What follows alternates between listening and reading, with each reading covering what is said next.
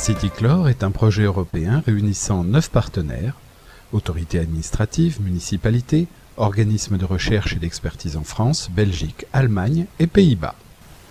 L'objectif est de développer une approche intégrée, spécifique au milieu urbain, de la gestion des sites pollués par les solvants chlorés.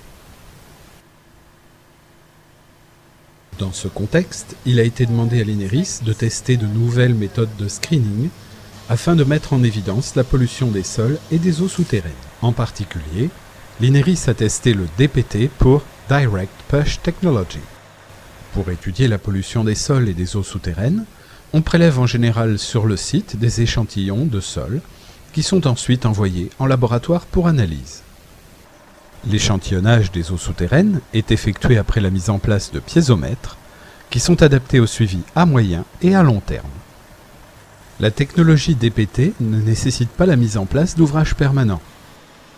Elle consiste à introduire dans le sol une tige de faible diamètre, appelée tige DPT, à une profondeur variable en fonction de la lithologie.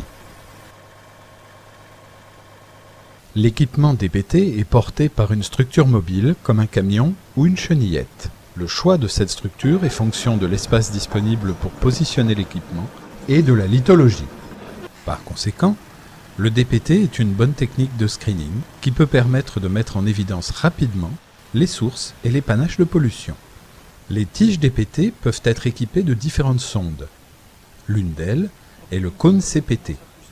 Il permet d'obtenir des informations lithologiques détaillées basées sur la résistance du sol à la pénétration du cône et sur les frottements du cône avec le sol. Une autre sonde possible est la sonde à interface membranaire ou sonde MIP.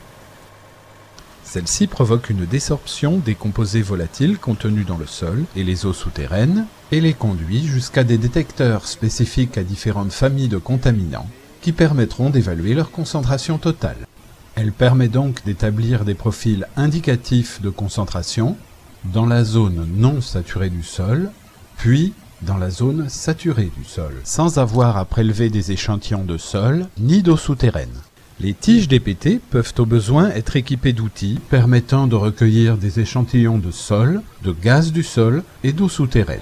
En association avec la technique MIP, cela permet de prélever efficacement des échantillons aux endroits pertinents. Lors de l'étude de terrain, le DPT nous a permis de localiser les sources de pollution, de mieux délimiter les panaches de pollution, d'optimiser le réseau de surveillance des eaux souterraines, de préciser la modélisation des transferts de vapeur vers l'air intérieur. En conclusion, cette technique a été efficace pour mieux caractériser la pollution sur le site. Des investigations en dehors du site qui impliqueraient des autorisations permettraient d'affiner encore les résultats de l'étude.